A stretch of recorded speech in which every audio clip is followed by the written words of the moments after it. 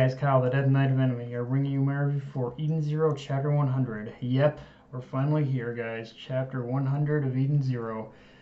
And actually, let's kind of talk about that for a minute, because with this being the 100th chapter, obviously Mashima had very high expectations to fulfill. But the interesting thing with this chapter is that while there were crazy reveals that we are definitely going to get into, Mashima didn't.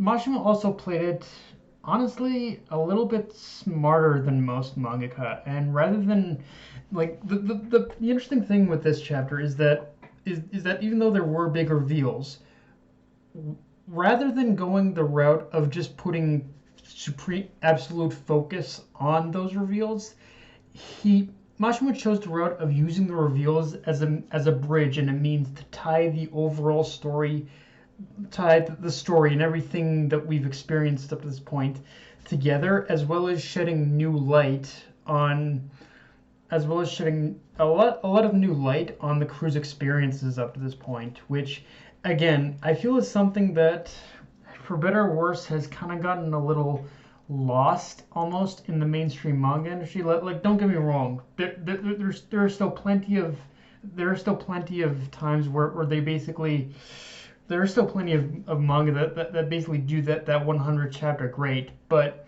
when it comes to those penultimate chapters, the 100 chapter, the 1000 chapter, one thing I've definitely found in modern manga is that they tend to put like pretty much the big reveal at a lot of focus on the big reveal for like the pretty much end of the chapter, rather than kind of make the reveal itself like pretty much part of the story. And here, that's kind of what Mashima does. He makes the reveals part of the overall story, which I kind of like. Again, I'm sure there are still manga that do that, but Eden Zero is kind of the one that has actually kind of integrated this more flawlessly into it, I'd say. A little more like, or at the very least, it's integrated it more like naturally into this naturally nowadays. With that said, the first absolute crazy reveal to talk about is that Noah is the GIA director in charge of the protecting the Sakura Cosmos. And that's one of those reveals where we already knew, like, the build-up has been there from the very beginning. We all knew that something was up with him from the very get-go of his reveal. But him being revealed as the GIA director adds a lot more interesting context in terms of how Amira's introduction into the story and just her involvement with the heroes up to this point. Like, it shows us, like, with Amira showing up in places where our heroes had a Draken Joe related encounter. Obviously, like, it plays into the fact that it was her mission, but with it being a mission given to her, assumingly being a mission given to her by Noah, you really see just how Amira herself was simply another chess piece that was put on the board by Noah in order to help assist Rebecca and the others in defeating Draken Joe. Like pretty much, like, he was, like, Noah, again, he was putting pieces on the board even before our heroes had even met Draken Joe face to face. And now in terms of Digitalis itself, it might have not gone completely as Noah planned, as I imagine what happened on Digitalis was probably Amira putting her own spin on things. But by the time I think it was, by that time I think it was still Noah's way of, like, testing to see how ready they actually were to face Draken Joe. But by the time that they all had gathered at Belial Gore and finally came face to face with Draken Joe himself, is when things, like, starting falling into place, and everything that Noah had set up in order to defeat Draken Joe. That's when things like truly started playing out. So yeah, and in such a weird way, it's because Amira, and it's because of it's because of Amira and because of Noah that they were even able to defeat Drakenjo to begin with.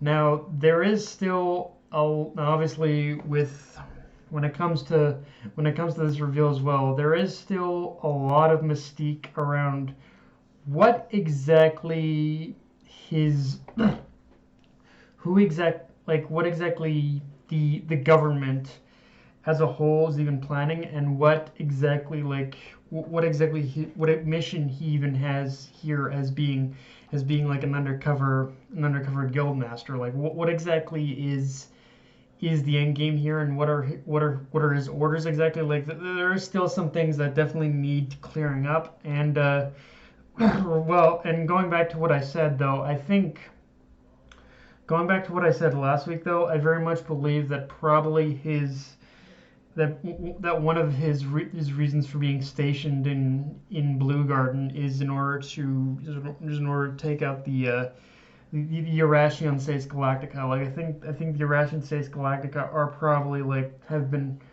have fallen under the radar of the government, and the government wants to completely destroy the organization. So I think that's probably what's going on. Is it's basically setting up probably a war of some kind. And now one of the other big things to talk about is we dive more into Captain Connor's disappearance and how everyone in Earth 30 timeline, aside from Rebecca, just doesn't know who he is. And honestly, just based on how things are laid out in this chapter, as well as the reveal I'll get into, the first thing I went to is basically the common sense thought that the chapter laid out, that Connor might be another cat leaper, have a similar power to might have a similar power to that. And that's and while that still might very well be the case, in fact I'm pretty sure it almost is now, my thoughts in terms of where it first happened, where this all began, it's gravitating definitely towards that debris field, and how when they entered the debris field, I'm starting to think that almost like a pocket of time was cut out to the point where when Rebecca first activated her power, it might have erased Connor himself from everyone's memories, but her own. Now whether or not it's because of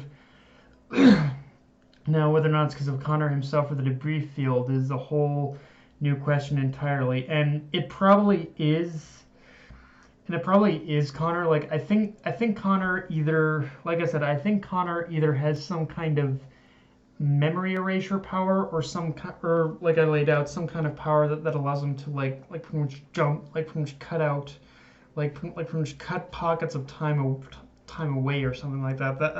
That's kind of my theory about what it is right now. It's like either one of these two or a combination of the two. And but no matter what the power is, the debris field itself is definitely the key to where it all began. As we see by the end of the chapter, and Connor mentioning his dream is definitely a key that he's like, pretty much because of that cat leaper power, he is gaining memories back. I think, like, he mentions dreams, but I think it is that he's gaining a memory back. So there's that as well. But or memories from the previous world. But let's talk about the major plot development, which is that Ziggy's body is reactivating, and between our heroes and Connor all headed down a collision course to Granbull, I think this definitely is going to be the reunion. I think this is definitely not going to be the reunion Sheik was hoping for, and while it's definitely a little uncertain as to whether or not like that Ziggy is going to turn evil, I think there's definitely going to be something about this Ziggy compared to the one we've come to know in Earth 29. I think there's definitely going to be something different about this Ziggy compared to the one we've come to know in Earth 29. Like, best guess, I don't best guess is that this Ziggy probably didn't meet Shiki, but yeah, I don't just the whole vibe tells me something is definitely going to go wrong here. Um,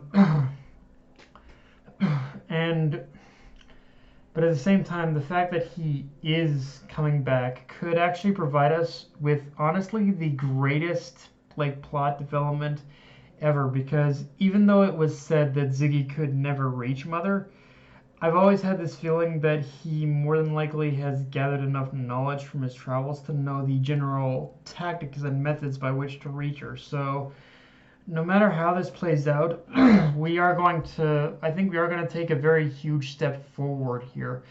And any gaps that still need to be filled in, I think Connor being like a captain of Eden's One, a member of Ziggy's fleet, probably has the knowledge necessary in order to fill in the gaps of like how do you reach Mother kind of thing, or he has enough knowledge to fill in the gaps of what Ziggy couldn't or won't be able to. And aside from that, we also reach a conclusion with the whole Rebecca and Lobelia thing, where they've developed kind of that through this whole experience of being of surviving against Drac and Joe and whatnot, they develop kind of an understanding about each other and do respect one another as rivals. So it's good we've crossed that threshold, but yeah, at the same time, the jokes about Lobelia constantly teasing Rebecca and making fun of her in her streams are I assume a running joke that I think is going to be the most annoying about her character. Like again, I want to make sure everyone understands. I see the development there. It's just the running gag is going to be not my taste so far. We also touch base with Jin and Sylph, which is nice in that we're going to be wrapping up that plot thread. But I am curious what role they're going to play from this point on, because Mashima, just from the way the vibe of that whole conversation went between Sylph, Jin, and Mother, or no, not Mother, Sister Ivory. It says to me that they're going to be with us for a little while longer, and the process to fix Sylph isn't just going to be an overnight thing. So yeah, I'm curious where that we're going with these two and what purpose specifically they're going to serve. But yeah, guys, that's all I got for this review. If you enjoyed the video, like, comment, subscribe. Follow me on Twitter, Facebook, and Crunchyroll. Dead and I signing off. Later, guys.